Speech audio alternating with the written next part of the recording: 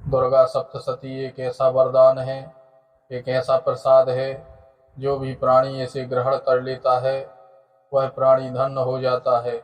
जैसे मछली का जीवन पानी में होता है, जैसे एक वृक्ष का जीवन उसके बीज में होता है, वैसे ही माँ के भक्तों के लिए उनका जीवन, उनके प्राण, उनकी आत्मा दुर्गा सप्तशती में स्थित होती है।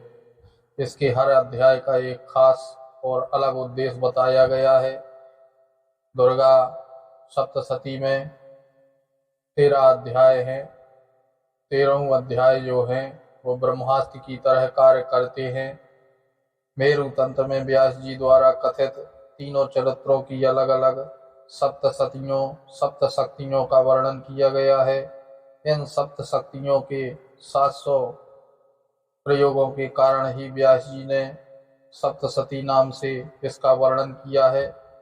7 कल्पों में अलग अलग शक्रादि देवताओं ने अलग अलग स्वरूपों व विधानों की उपासना की है।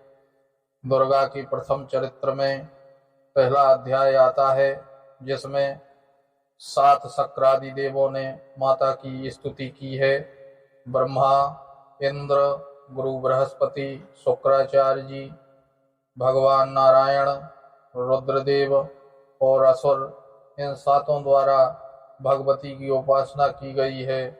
उनकी अलग अलग आराध्या होने से उनकी 7 शक्तियाँ कहलाई। प्रथम चरित्र में इन्हीं शक्तियों का वर्णन है।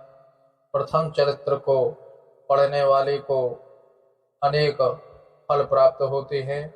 मार्कंडेय पुराण में वर्णित चमत्कारक देवी महात्म्य में माँ दुर्गा के विभिन्न स्वरूपों का वर्णन किया गया है।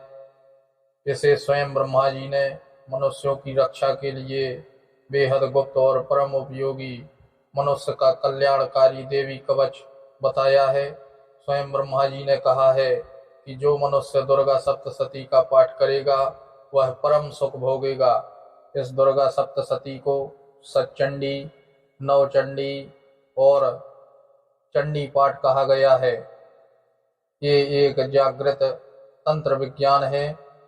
दुर्गा सप्तशती पाठ के श्लोकों का असर निश्चित रूप से होता है और तीव्र गति से इसका प्रभाव पड़ता है। इसमें ब्रह्मांड की तीव्र शक्तियों का ज्ञान छिपा हुआ है। यदि मनुष्य सही तरीके से और सही विधि से पढ़ लेता है तो मनुष्य के जीवन की समस्त परेशानियों का अंत सुनिश्चित है। दुर्गा सप्तशती के प्रथम चरित्र में प्रथम अध्याय आता है।